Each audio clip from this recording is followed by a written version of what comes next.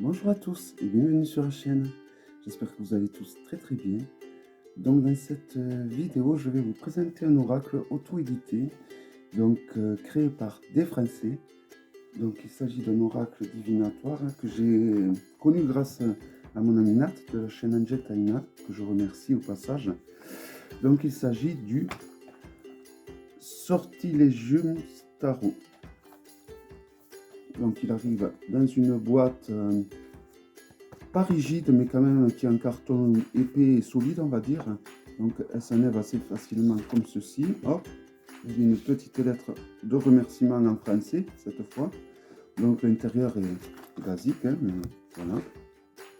Donc c'est un oracle quand même qui fait 40 euros. Donc pour 40 euros, c'est vrai qu'on aurait pu avoir une boîte un peu plus solide à ce prix-là. Ensuite, il y a ces petites indications que moi je ne vais pas utiliser car c'est un oracle qui marche très bien de façon intuitive. Mais sinon, vous avez des petites explications donc, sur toutes les cartes. Voilà, vous avez des mots-clés. Tout ça donc pour les 52 cartes. Voilà, donc il n'y a que les explications des cartes, il n'y a pas des tirages qui sont proposés. Je regarde. Non, c'est que l'explication des cartes. Un autre petit défaut, voilà, les cartes ne rentrent pas là-dedans. Donc il vous faudra les tailler un petit peu si vous voulez les faire rentrer dans la boîte. Et même, pour ceux qui en ont, les plastifier parce que c'est vraiment du papier ça, hein, pratiquement. Voilà. Mis à part ça, c'est un oracle magnifique. Voici le dos, que je trouve super bien. Les cartes sont d'excellente qualité, il n'y a rien à redire à ce niveau-là. Si on le compare à un Grimaud, par exemple, c'est des cartes de meilleure qualité qu'un Grimaud. Hein. Au niveau de la hauteur et de la largeur, c'est légèrement plus large, légèrement plus haut. Donc bon, ça se voit. Et voici donc les cartes. Donc elles ont été toutes écrites à la main. Alors je me retrie la définition des mots-clés parce que des fois quand c'est écrit à la main, on peut des fois ne pas bien comprendre l'écriture. Hein. Surtout que j'ai des problèmes de vue en prenant de l'âge. Le commencement, magnifique carte. J'aurais dû les mettre dans l'ordre. L'amour. Donc vous voyez, il n'y a pas besoin de mots-clés, quoi. Donc ce qu'il y a de bien, c'est que là, vous voyez, ça vous dit si c'est des cartes positives ou des cartes négatives, ou bien peut-être des cartes neutres, certaines. Voilà, donc le cœur, évidemment, c'est une carte positive dans une relation amoureuse, familiale, amicale. Voilà, ça vous donne des pistes, en fait. Des pistes que vous pouvez trouver par vous-même, juste avec le dessin et le mot-clé qu'il y a dessous. Donc là, nous avons le temps. Voilà, c'est vraiment un oracle que je vais beaucoup utiliser. Les masques, le masque. J'adore les jeux en noir et blanc comme ça. L'ombre, j'adore vraiment les jeux en noir et blanc. Et, bon, je trouve les illustrations qui sont magnifiques. Et bon, c'est vrai que des oracles, j'en ai pas beaucoup comme les tarots parce que je suis très exigeant au niveau des oracles. Tout comme je commence à l'être au niveau des tarots. Hein. Mais au niveau des oracles, c'est depuis le début que je suis exigeant, comme avec les petits de Normand. Parce que c'est pas... Voilà, c'est le mensonge, magnifique cette carte, hein, qui nous rappelle le péché originel. Hein.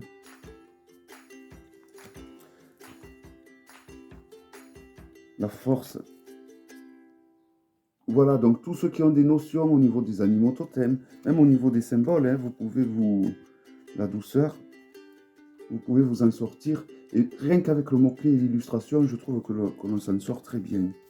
Pour compléter par exemple un tirage de tarot, ce genre de jeu, c'est terrible, quoi. Ils sont super, quoi. Les abeilles, hein, magnifiques. Je trouve les illustrations vraiment...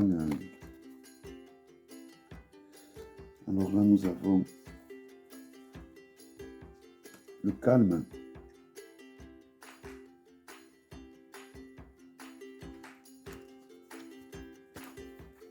La tempête.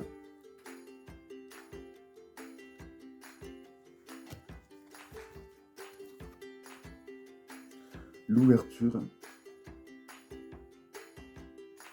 Je suis obligé de mettre ma main comme ceci, sinon ça fait pas bien le focus. L'enfermement. Je trouve que les illustrations sont très parlantes, hein. Et les mots-clés ont été bien choisis. L'abondance, avec la fameuse corne d'abondance. Les mots-clés ont été bien choisis. Le manque.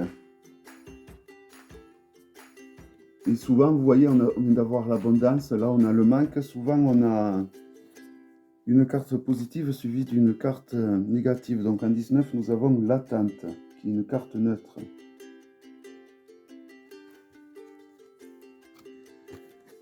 Là, nous avons la neutralité, qui est également une carte neutre.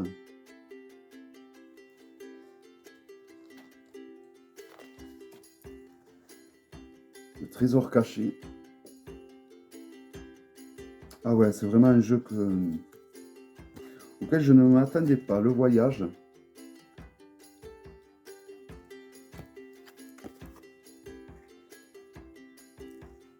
L'immobilité.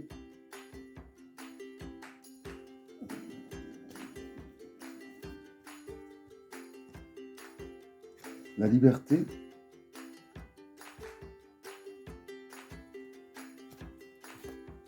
La foudre.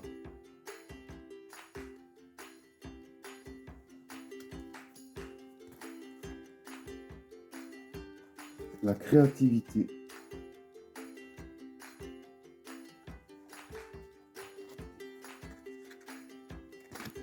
L'art.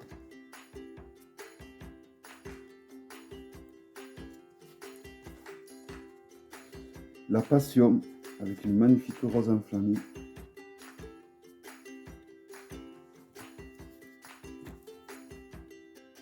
La jalousie, le regard parle énormément, hein. L'ange gardien.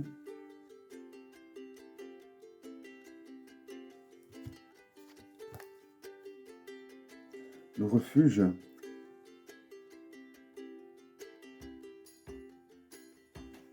Donc je ne sais pas si je vous l'ai dit, c'est un jeu quand même qui possède une cinquantaine de cartes, hein. La réussite.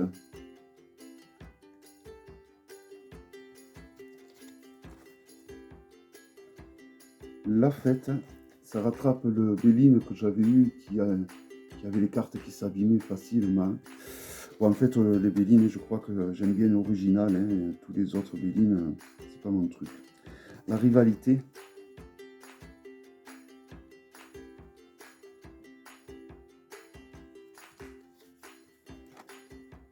L'apprentissage. Donc après, vous pouvez les projets, vous pouvez l'utiliser comme vous voulez, hein.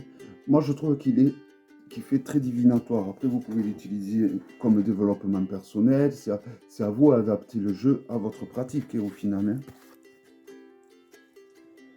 La protection. L'amitié.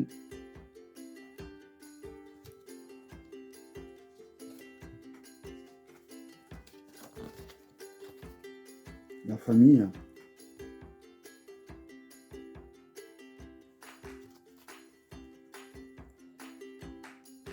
La régénération.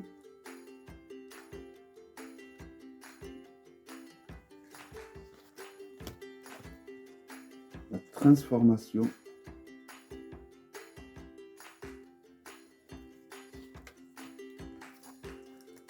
L'action.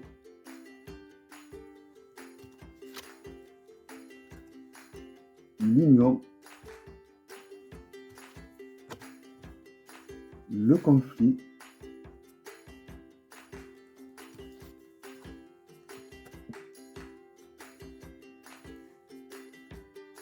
l'épreuve,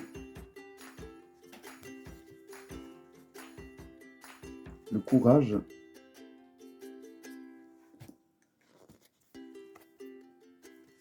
l'équilibre. Donc il y a 52 cartes. La prudence. Magnifique serpent aussi. J'adore les serpents, donc du coup, il y en a pas mal. Le passé.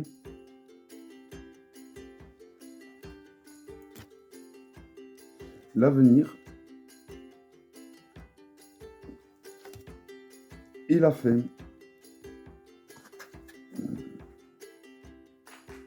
Voilà. Donc, magnifique jeu, je trouve. Hein.